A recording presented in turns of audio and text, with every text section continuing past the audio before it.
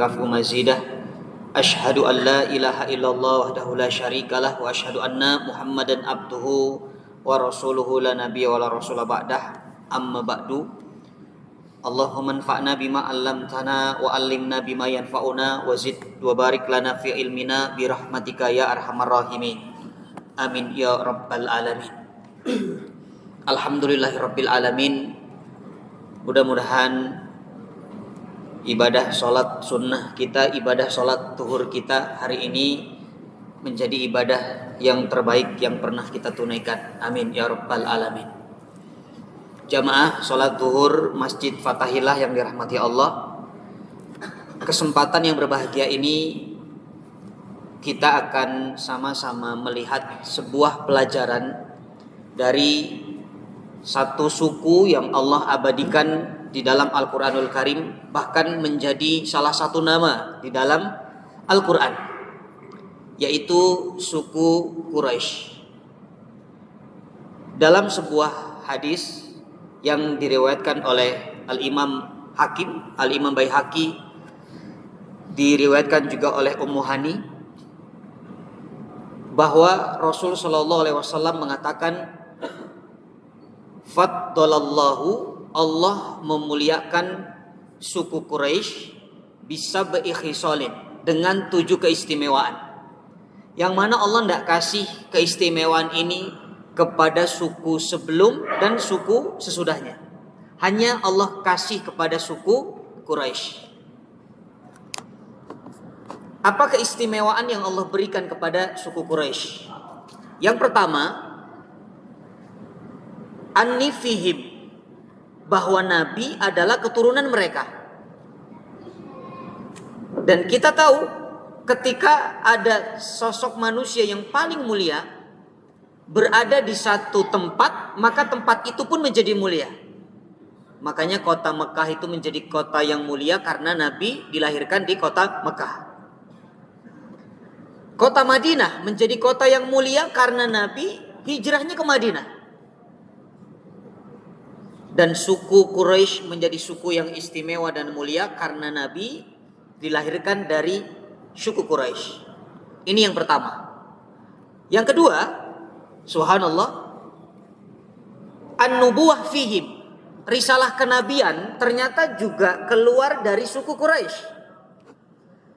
Orang-orang Yahudi itu dulu, mereka mengira Nabi itu akan keluar dari Bani Israel, dari keturunan mereka. Karena memang dari dulu Nabi itu turunan Bani Israel. Dari dulu.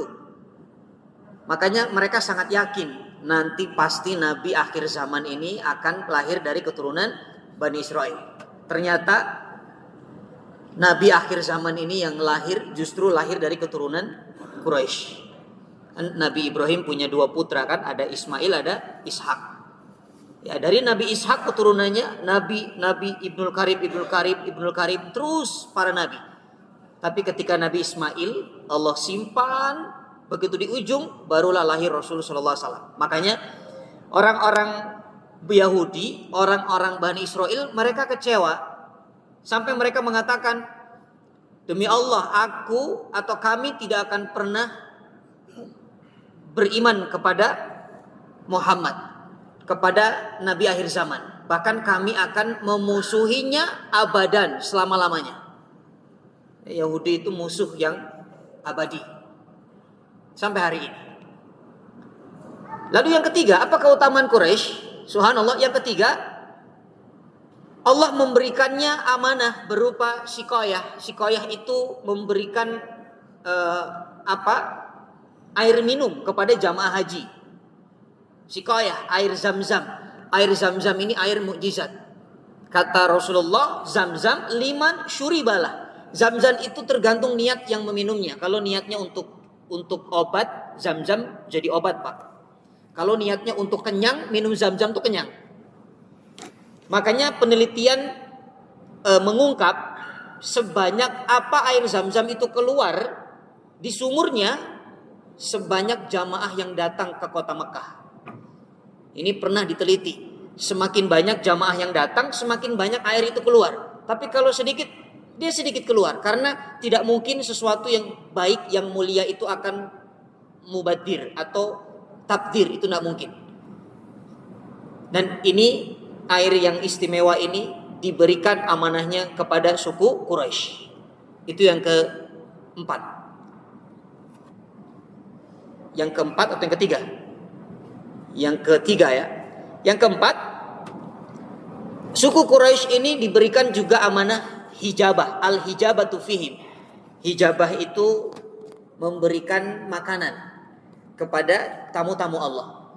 Jadi selain minuman, air zam-zam tadi, ini kasih makanan. Dan orang-orang Quraisy, Pak, mereka itu yang membuat mereka bangga bukan karena diberikan harta, bukan karena diberikan jabatan, kedudukan, bukan. Makanya kalau Bapak pernah ke Mekah, mobil-mobil di sana itu tidak terurus. Ya, mobil pecah, lampu, lecet, bahkan kotor, itu biasa saja mereka. Coba di negara kita, lecet sebentar tuh tukar KTP tuh, sita KTP-nya, selesaikan ini, bawa ke Tok Magic tuh. Tapi mereka enggak. Kenapa? Karena bukan itu tujuan mereka. Mereka itu diberikan hijabah oleh Allah, kesempatan untuk menjamu tamu-tamu Allah. Memang hobinya orang Quraisy itu mencari orang untuk dibantu. Itulah hobi orang Quraisy. Bahkan ada pendapat yang mengatakan Quraisy itu berasal dari kata korosha. Korosha itu orang yang suka mencari-cari orang lain untuk diberikan bantuan. Jadi mereka tidak suka orang-orang zalim, mereka tidak suka orang-orang susah, itu akan dibantu. Itulah orang-orang Quraisy. Lalu selanjutnya, apa keistimewaannya? Mereka diselamatkan dari tentara gajah. Subhanallah, ini luar biasa. Inilah mukjizat Quran. Kenapa surah Al-Quraisy itu diletakkan Allah setelah surah Al-Fil? Ya, Al-Fil baru Al-Quraisy. Ini ada rahasianya, Pak. Ternyata kalau kita baca surah Al-Fil, isinya adalah tentang pasukan Abrahah yang menyerang Ka'bah. Tapi Allah hancurkan. Pasukan sebesar itu dengan tentara gajah yang sudah sehebat itu dalam peperangan, dipimpin Abrahah, raja yang luar biasa, ternyata tumbang juga hanya dengan seekor burung. Bukan seekor ya, burungnya banyak. Tapi burung itu kan kecil. Alam tara kaifa fa'ala rabbuka bi ashabil fil alam yaj'al kaidahum fi tadlil wa arsala alaihim tayran ababil. Hanya dengan 3 kerikil dari neraka semuanya hancur tumbang binasa, bahkan seperti daun dimakan ulat, ka'asfim ma'kul. Apa rahasianya? Ternyata Allah ingin selamatkan suku Quraisy. Makanya setelah Al-Fil surah Al-Quraisy. Ini keistimewaan. Allah selamatkan dari pasukan Abrahah yang akan menghancurkan Ka'bah. Kenapa? Kalau Ka'bah hancur, Quraisy selesai, Pak. Kalau Ka'bah hancur oleh Abrahah, Quraisynya selesai, tidak ada lagi. Makanya Allah jaga, bukan semata-mata hanya karena Ka'bah itu rumah Allah. Memang benar Ka'bah rumah Allah, tapi nanti akan lahir manusia mulia di sana, dan di sana akan ada suku yang Allah istimewakan, yaitu suku Quraisy. Jadi ini kenapa Allah hancurkan pasukan Abrahah bersama gajah-gajahnya. Lalu selanjutnya, apa keutamaan orang Quraisy? Orang Quraisy memiliki keutamaan. Mereka suku yang pertama kali mengenal Allah 10 tahun lebih dulu daripada suku-suku lain. Suku lain belum kenal Allah, tapi mereka sudah kenal Allah 10 tahun lebih awal. Karena memang Nabi diutus lebih awal di kota Mekah. Yang ketujuh, keutamaan suku Quraisy, wa nazalat fihim suratu minal Qur'an. Mereka diturunkan khusus untuk mereka satu surah di dalam Al-Quran, yaitu surah Al-Quraisy. Gak ada surah yang menceritakan suku Jawa, itu gak ada. Suku Betawi, suku Sunda, gak ada. Tapi suku Quraisy ini ada. Allah turunkan Quran untuknya. Apa ayatnya? Kita baca sama-sama. A'udzu billahi minasyaitonir rajim. Li'ilafi Quraisy ilafihim rihlatash shita'i was-sayf falyabudu rabb hadzal bait alladzi at'amahum min ju' wa amanahum min khauf. Shadaqallahul adzim. Allahumma arhamna bil Qur'an. Pertanyaan kita sekarang, memang ada apa dengan Quraisy? Kenapa Allah sampai istimewakan? Bahkan Allah berikan 7 keistimewaan kepada suku Quraisy. Ini jawabannya. Li'ila fi Quraisy.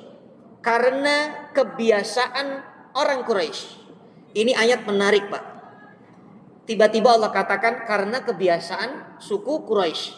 Secara bahasa Indonesia ini tidak pas. Karena kalau ada kata-kata karena, pasti ada sesuatu kata, ada kata sebelumnya yang melengkapi ini. Contoh begini, kalau saya katakan karena saya lapar, kan tidak nyambung. Pasti ada kata sebelumnya. Kenapa Bapak makan? Karena Bapak lapar. Kenapa saya ke dokter? Karena saya sakit. Nah, ini lebih pas. Tapi ayat ini tiba-tiba Allah katakan li'ila fi Quraisy, karena kebiasaan orang Quraisy. Loh, maksudnya apa? Nah, maka kita tidak akan paham kalau kita tidak membaca surah sebelumnya. Apa surah sebelumnya tadi? Al-Fil. Jadi para ulama ahli tafsir menyampaikan ini surah sebetulnya munasib. Munasib itu nyambung antara surah yang satu dengan surah lain, itu ada hubungan. Kenapa tiba-tiba Allah katakan karena kebiasaan suku Quraisy? Inilah sebab kenapa Allah hancurkan pasukan Abrahah. Kenapa Allah hancurkan pasukan Abrahah dengan kerikil, dengan burung ababil?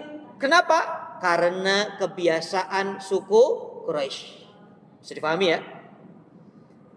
Kemudian ila fihim rihlatash syita'i wasaif. Kebiasaan mereka apa? Kebiasaan mereka adalah rihlah. Rihlah itu melakukan perjalanan panjang. Jadi orang-orang Quraisy itu kebiasaannya mereka selalu berpindah dari satu tempat ke tempat lain. Mereka selalu dari satu daerah ke daerah lain, dari satu negeri ke negeri lain. Namanya rihlah. Bahkan mereka tidak hanya rihlah di satu musim, tapi dari musim dingin bisa sampai musim panas. Fisyita iwasaif. Syita itu musim dingin, saif itu panas. Kemana mereka kalau musim dingin?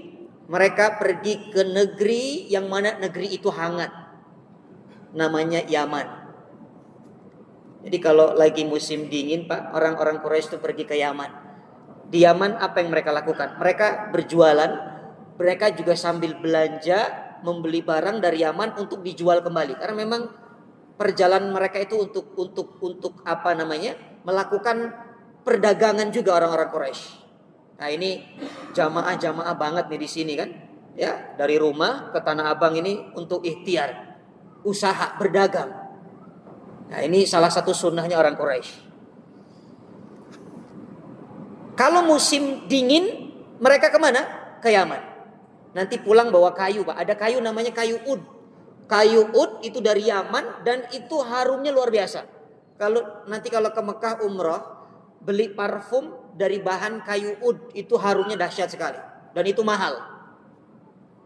Saya kemarin dapat dari jamaah itu, subhanallah, saya tidak pernah beli parfum semahal itu. Tapi ini dapat hadiah. Jadi harganya 400 rial. 400 rial itu berapa rupiah? Ya jutaan lah.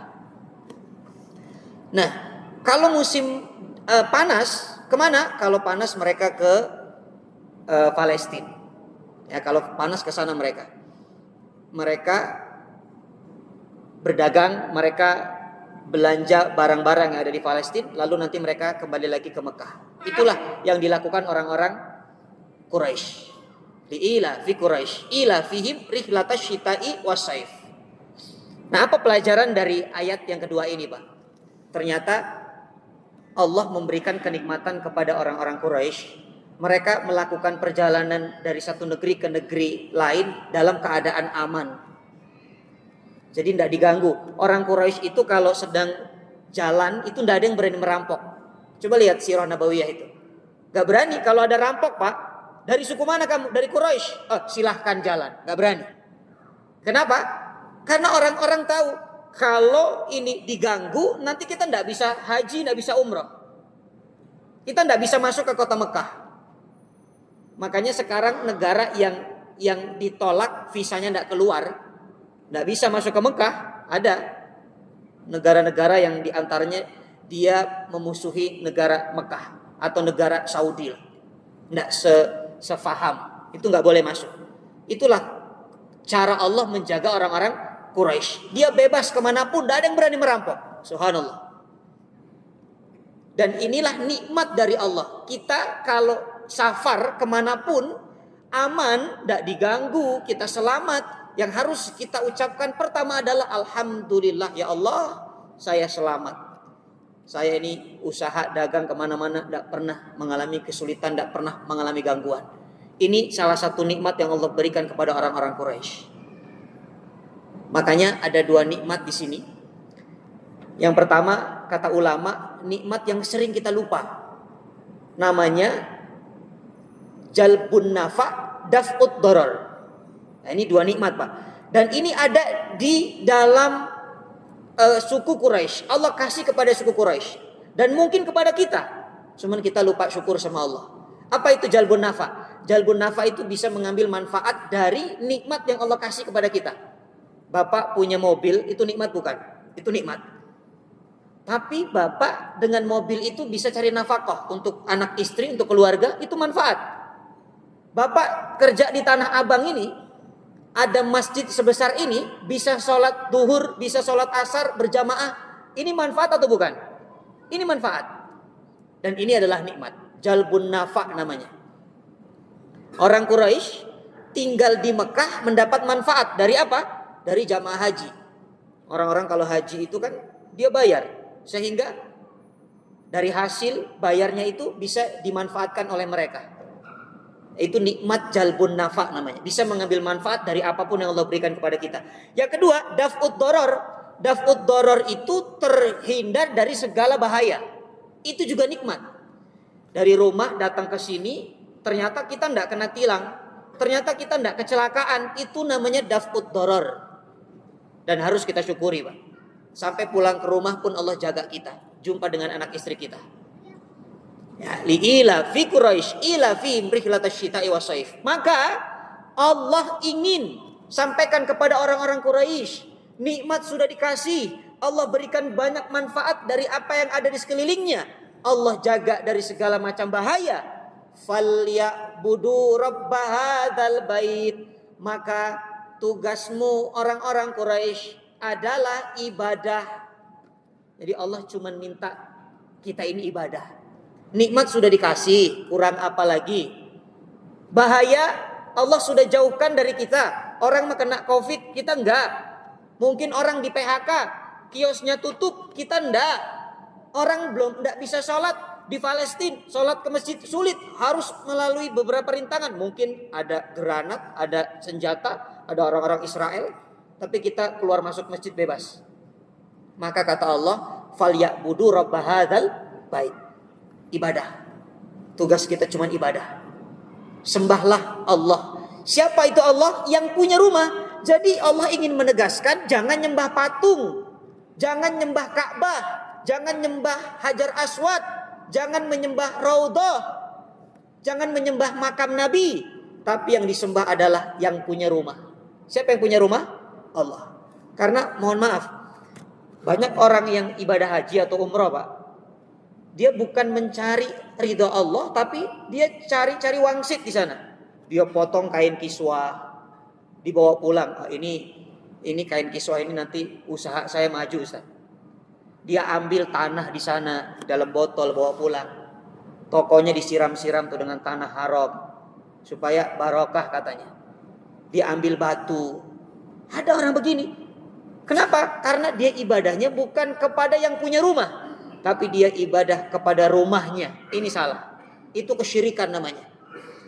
Coba Hajar Aswad itu kalau Bapak perhatikan, orang yang mau cium Hajar Aswad sampai rela dia sikut kanan sikut kiri nyakitin orang. Betul enggak itu dalam ibadah begitu, Pak? Salah. Itu namanya hawa nafsu yang ibadah. Untuk apa dia ibadah tapi nyakitin orang? Untuk apa? Tidak ada manfaatnya. Makanya Rasulullah punya opsi. Kalau tidak bisa cium, cukup dikecup saja. Tidak usah memaksakan diri. Ya, Bismillahi Allahu Akbar. Ya, dikatakan caranya Bismillahi Allahu Akbar. Bismillah Allahu Akbar baru tarik. Bismillah Allahu Akbar baru tarik. Bukan begini Pak. Bismillah Allahu Akbar. Bismillah Allahu Akbar. Itu namanya kisbay. Ya, jadi lambaikan dulu tangan baru tarik. Bismillah Allahu Akbar baru tarik. Umar bin Khattab radhiyallahu anhu tegas mengatakan kepada Hajar Aswad, ini kata Umar, ya Hajar Aswad, anta hajarun bil jannah. Kamu itu batu dari surga, memang dari surga. Innaka la tadru wa la tanfa, tapi kamu tidak bisa mendatangkan madarat, mendatangkan bahaya dan tidak bisa memberikan manfaat. Laula anni ra'aitu Rasulullah iqabilu kama qabaltulak. Demi Allah, kalau aku tidak lihat Rasulullah mendatangimu, menciummu, aku tidak akan pernah datang kepadamu dan mencium Hajar Aswad. Jadi datang ke Hajar Aswad mencium itu karena Rasul melakukan itu. Bukan karena hawa nafsu ingin foto diposting. Hebat, cerita-cerita kemana-mana. Alhamdulillah saya udah cium Hajar Aswad. Tidak usah. Kata Allah, falyabudu rabb hadzal bait. Ibadahnya itu kepada yang punya rumah, bukan kepada rumahnya. Jadi intinya ayat ketiga ini mengatakan semua nikmat Allah sudah karuniakan kepada kita. Jadi mensyukuri nikmat Allah kalau hanya dengan lisan alhamdulillah itu tidak cukup. Itu nikmat yang tampak saja, kita tidak akan bisa mengganti nikmat Allah yang tampak. Seperti rezeki tiap bulan itu ada yang beli dagangan kita, itu nikmat kelihatan, uangnya jelas, rekening kita bertambah, modal kita kembali, itu jelas tampak. Tapi nikmat yang tidak tampak, kadang-kadang kita tidak sadar kalau itu nikmat. Apa contohnya? Udara itu tidak kelihatan. Bapak bisa buang angin, itu mahal Pak. Orang operasi, habis dioperasi itu, operasi sesar misalnya istri kita atau operasi usus buntu apa, kalau tidak bisa buang angin tidak boleh makan apapun dulu kan. Betapa mahalnya itu buang angin, nggak kelihatan, tapi kita bisa merasakan nikmat Allah walaupun nikmat itu tidak tampak. Maka mensyukuri nikmat itu tidak hanya lisan alhamdulillah, tapi buktikan dengan ibadah kepada Allah. Falyabudu rabb hadzal bait. Maka mudah-mudahan sholat zuhurnya kita, duduknya kita di majelis taklim siang hari ini menjadi bukti bahwa kita ini adalah hamba Allah yang senantiasa pandai bersyukur kepada Allah Subhanahu wa taala. Falyabudu rabb hadzal bait alladzi at'amahum min ju'i wa amanahum min khauf. Ternyata Allah tutup ayat ini dengan dua nikmat yang kadang-kadang kita juga lupa. Apa dua nikmat ini? Alladzi at'amahum, dialah Allah yang telah memberikan kamu rasa kenyang dari lapar kalian. Dialah Allah yang memberikan rasa tenang, rasa aman dari ketakutan kalian. Jadi nikmat kenyang, nikmat aman itu adalah nikmat terbesar yang kadang kita lupa. Jujur, tujuan Bapak berdagang di Tanah Abang ini kalau ditanya pasti alasannya mencari sesuap nasi, itu bahasa umum lah. Kamu kenapa jualan? Ya demi mencari sesuap nasi. Padahal kalau sesuap juga nggak kenyang makannya kan, sepiring minimal. Tapi itu istilah saja. Artinya orang hidup butuh makan. Walaupun rizki itu memang Allah yang jamin. Wa ma min dabbatin fil ardi illa 'alallahi rizquha. Tidak ada binatang melata di muka bumi ini kecuali Allah sudah jamin rizkinya. Tapi kan rizki itu harus ada ikhtiarnya. Kita bukan para nabi, bukan orang-orang soleh wali Allah Pak. Kalau wali Allah mungkin rizkinya datang sendiri Pak. Ini orang-orang yang takwanya sudah di atas rata-rata. Min haitsu la yahtasib kata Quran. Allah rizkikan sesuatu tidak diduga-duga, tiba-tiba datang. Tapi harus ada usaha Pak, sekecil apapun. Saya kasih contoh nih. Ada dua ulama, ini guru sama murid, dia debat. Kata gurunya, dia bilang apa? Tenang, rizki itu nanti Allah yang mendatangkan. Itu kata gurunya. Kata muridnya, rizki itu harus ada usaha dong guru. Nggak bisa tiba-tiba langsung datang. Kalau kata gurunya mengatakan datang nanti, ternyata dibuktikan oleh siapa? Oleh muridnya ini. Dia mencoba untuk diam di masjid. Jadi biasanya dulu kalau di masjid itu suka ada anak-anak ngaji diantar makanan. Ada yang ngaji diantar makanan. Ada ngaji diantar makanan oleh warga sekitar. Ini ceritanya begitu. Lalu seorang ulama ini dia coba mempraktekkan kaidah rizki. Benar nggak ini? Tanpa saya usaha dapat nggak ini rizki? Dia sembunyi di balik mimbar. Itu ada orang bagi-bagi makanan, dia sembunyi di balik mimbar, diam. Ternyata nggak dapat juga rizkinya. Nggak dapat karena memang nggak tahu kalau ada orang di sini. Bisa dipahami ya? Nggak kebagian dia nasi. Besok lagi, dia coba lagi. Ternyata gagal lagi. Hari berikutnya dia sembunyi di mimbar, dia bilang begini. Begitu ada yang bagi nasi, dia berdehem. Ternyata didengar, ada orang itu, ada orang, dicari-cari. Oh ada orang ini. Ternyata ada orang. Nasi satu lagi ini ada orang di sini. Dapat tuh nasi. Karena sebab dia ada usaha. Apa usahanya? Dehem. Itu usaha Pak. Dehem itu usaha. Lalu dia dengan bangganya datang ke gurunya, dia bilang, Syekh, saya dapat nasi ini 2. Ini melalui proses usaha. Saya sudah praktek, rizki datang diduga-duga tapi tidak datang juga.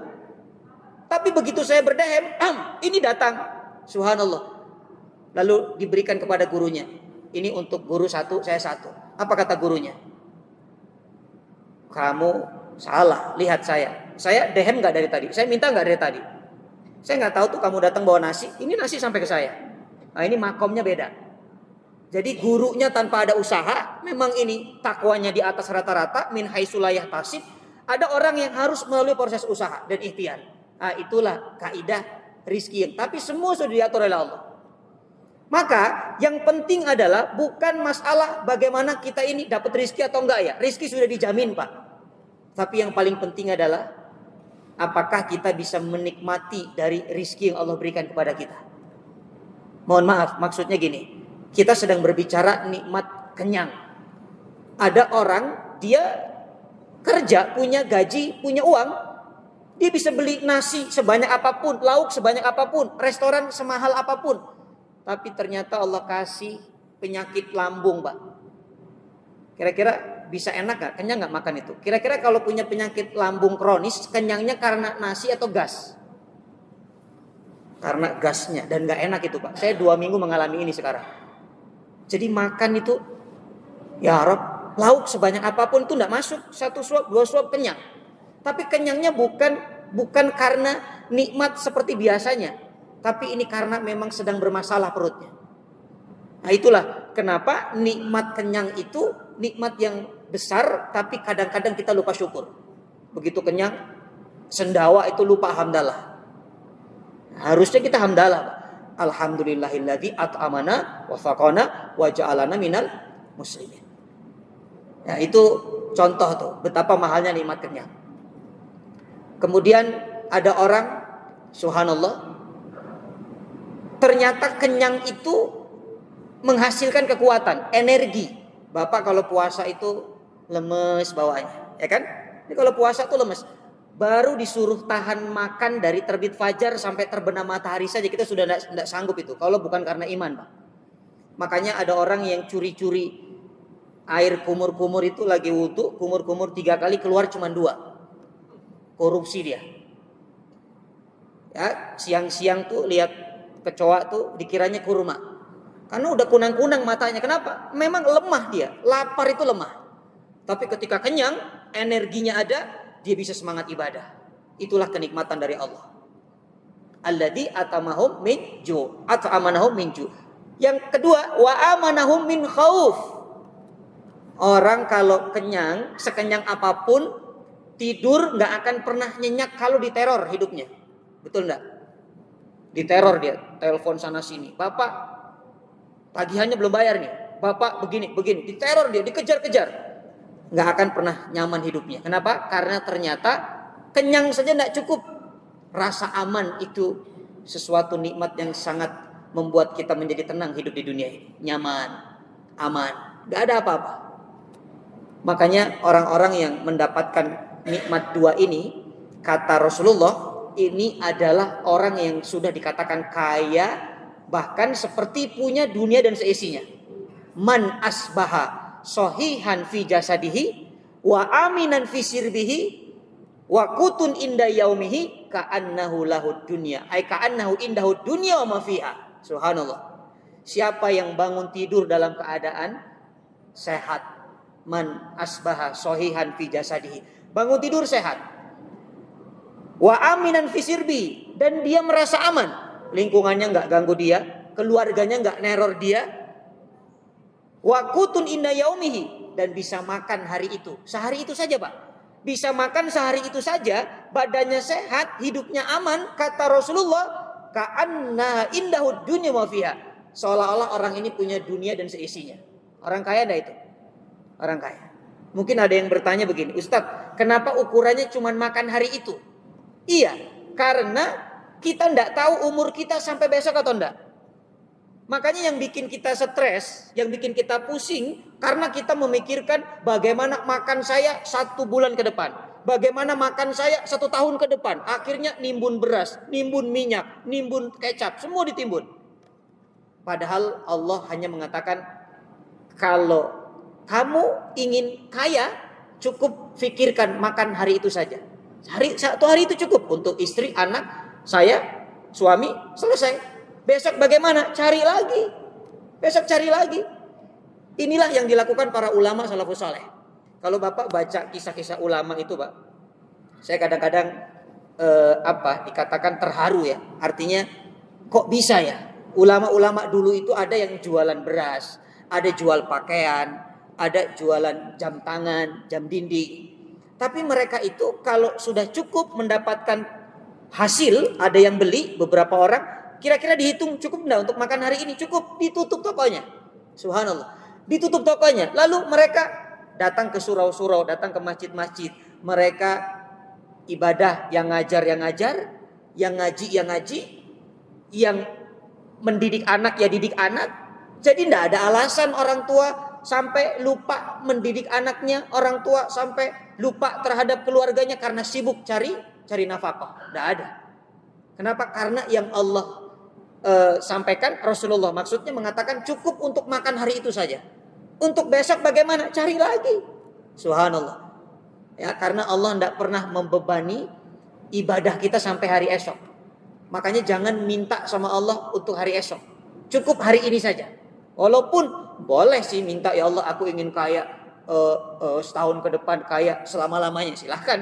Allah Maha Kaya. Tapi ini adab. Allah belum jamin kita hidup sampai hari esok. Maka jangan maksa Allah untuk kasih kita rizki hari esok. Itu kata para ulama. Maka ini dua nikmat ini, nikmat kenyang dan nikmat rasa aman, ternyata bagian dari kesempurnaan nikmat yang Allah karuniakan kepada kita. Dan orang-orang yang bisa mendapatkan dua nikmat ini, dia sehat, dia aman, dan dia bisa makan hari itu, inilah orang kaya sesungguhnya. Makanya Rasulullah SAW ketika ditanya oleh sahabat itu, apa kata Nabi? Kata sahabat, ya Rasulullah, hartaku itu yang mana? Hartaku mana ya Rasulullah? Hartaku itu yang mana? Apa kata Nabi? Hartamu itu cuma 3. Yang kamu pakai sampai rusak, ini baju ini yang kita pakai sampai rusak, itu milik kita. Yang kamu makan sampai habis, yang kamu sedekahkan, itulah hartamu. Jadi selain itu bukan milik kita. Baju yang ada di toko, Pak, sampai sekarang itu belum tentu milik kita. Makanan yang ada di rumah, beras yang bertonton kita timbun di rumah, belum tentu itu rezeki kita. Uang yang kita simpan di brankas, di ATM, rekening sekarang, belum tentu milik kita. Bisa jadi itu adalah milik ahli waris kita. Jadi harta kita itu yang kita pakai sampai rusak, yang kita makan sampai habis, dan yang kita sedekahkan. Makanya kalau ada orang, kata Rasulullah SAW, dia bersedekah ketika sudah ruhnya keluar, sakaratul maut, baru dia bagi-bagikan hartanya. Aku bagikan hartaku untukmu ya, ini hartaku untuk fulan, Kata Rasulullah, itu tidak ada manfaatnya. Persis seperti ada tamu ke rumah, Lalu tamu itu kita siapkan kue-kue kering, ambil dari lemari. Begitu dikeluarkan kuenya sudah expired Pak, kadaluarsa, gak ada manfaatnya. Maka selagi Allah masih karuniakan sehat, nikmat iman, nikmat sehat, nikmat aman, jadilah hamba Allah yang senantiasa mensyukuri nikmat Allah. Karena dari surah Quraisy ini ternyata banyak nikmat yang kita lupakan. Di antaranya nikmat manfaat, nikmat terhindar dari segala bahaya, nikmat rasa kenyang, dan nikmat rasa aman. Maka mudah-mudahan dengan kita mempelajari singkat tentang surah Quraisy ini, Allah jadikan kita hamba-hamba Allah yang senantiasa pandai bersyukur kepada Allah Subhanahu wa ta'ala. Mudah-mudahan dari apa yang disampaikan ini ada manfaatnya. Jazakumullah khair ala husni istimaikum. Kita sempurnakan dengan bermohon kepada Allah. Mudah-mudahan Allah pertemukan kita di tempat ini. Seperti ini juga Allah kumpulkan kita dan pertemukan kita nanti di surganya Allah Firdausil A'la. Amin ya rabbal alamin. Syukran lakum ala husni istimaikum. Kafaratul majlis. Subhanakallahumma wa bihamdika nashhadu an la ilaha illa anta nastaghfiruka wa natubu ilaika. Syukran lakum. Assalamualaikum warahmatullahi wabarakatuh.